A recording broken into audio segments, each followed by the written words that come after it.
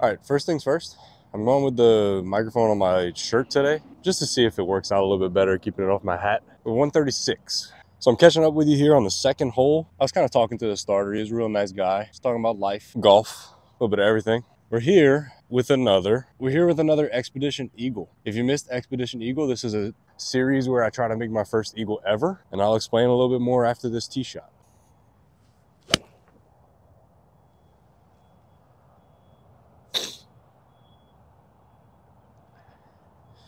Not bad. So yeah, like I was saying, this is a series where I try to make my first ever eagle. A few days ago, I kind of realized, hey, buddy, you've never made an eagle before, and you're trying to break 80. So this is a way for me to kind of work on my game and test the limits without the stress of having to break 80. The only thing I really need to worry about is par fives. And that's another thing I need to not worry about is chips, because that's where I lose most of my strokes. Anyway, striking has gotten a lot better. A Golficity episode kind of gave me some insight to kind of a mindset I need going forward, worrying more about the contact and the strike than the distance, trusting the distance, and then just worrying about the contact. So in this series, you're going to get a lot of background music to the rest of these holes, and then go in. Oh, that's a good putt. And then I'll catch back up with you on the par fives. So enjoy the background music on these next few holes until we get to the first par five, and I'll see you then.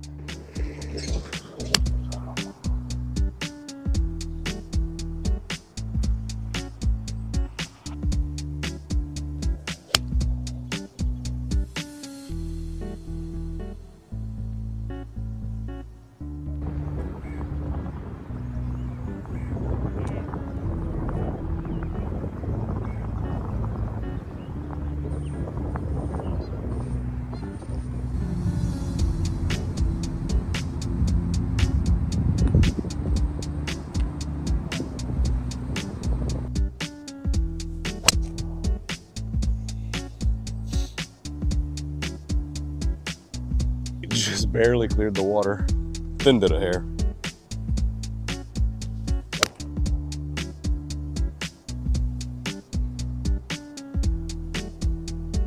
Did catch the bunker too, hung up on a rake. Oh, caught it thin. Well, all right, we're back with you on the fifth hole. It's the first par five, unconventional par five to say the least. You get about 200 yards out there, and it's severely dog legs left. So I have a hybrid. Gonna try to play it out there. Hopefully I don't get caught right behind that one tree, because there's one tree like right in the middle of the fairway. We'll just play this straight out there and try to give ourselves a good number in. But the guys in front of me are right there on the left, so I'm gonna hang on for a second. Probably should move over.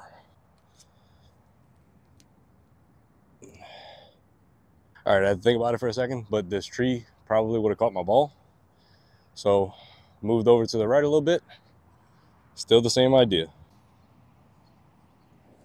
A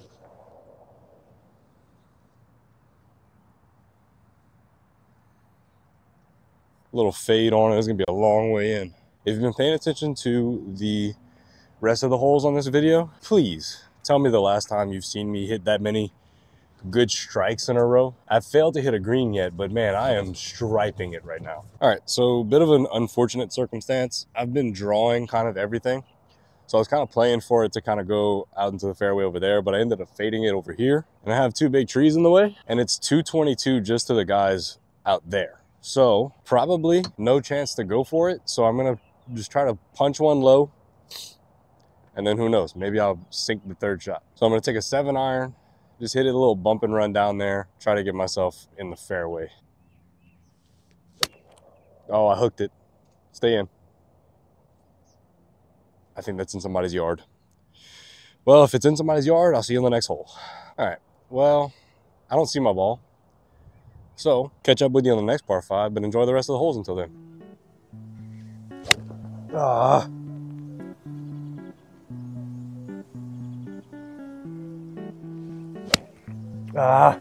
Four left.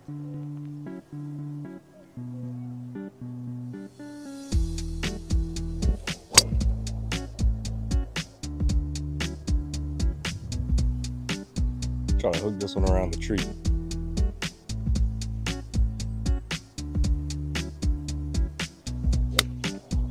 pretty good. Gotta simmer a little bit. Oh, what a shot. Oh my God. This green has a little nipple that I have to put it over. Just gotta make sure I get it over the nipple.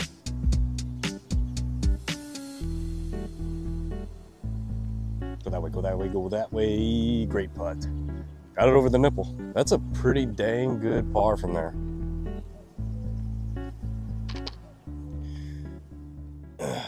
All right, we come up on our next par 5. As usual, I don't know the yardage because, like I've said in the past episodes, I don't play this with a scorecard in my cart. I try to hit good shots and I try to make eagles.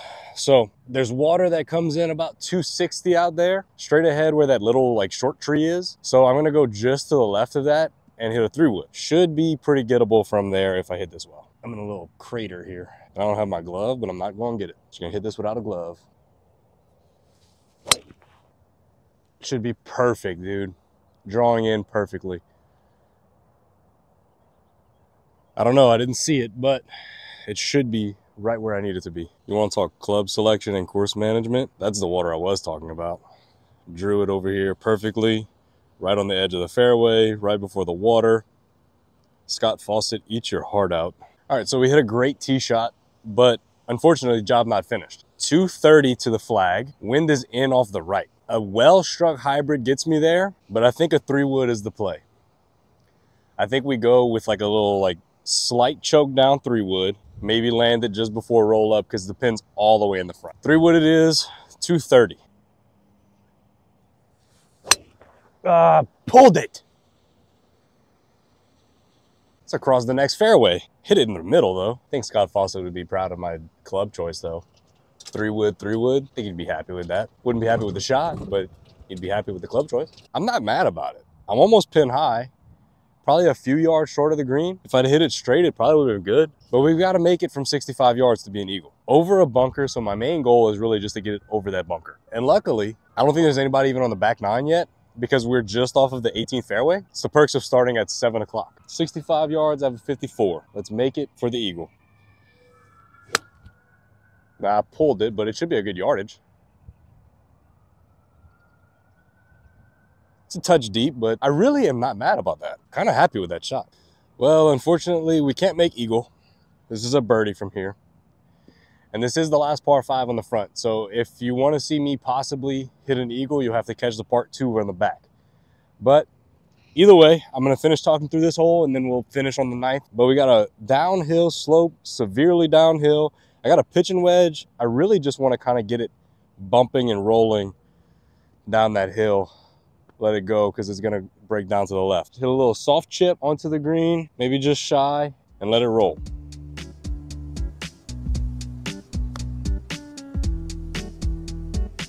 Go down to the left. Line wasn't great, but the idea was perfect. And we executed well. Now we got to make this for a par.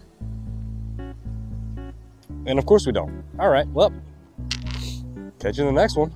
Make sure you like, comment, subscribe. Make sure you enjoy this last hole before clicking off, please. Please, and please subscribe, please. I'm begging.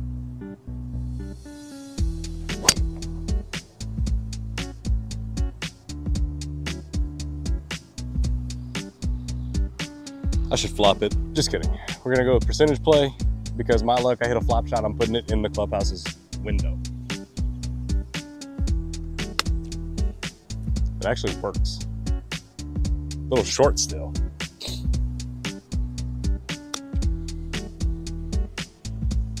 Simmer.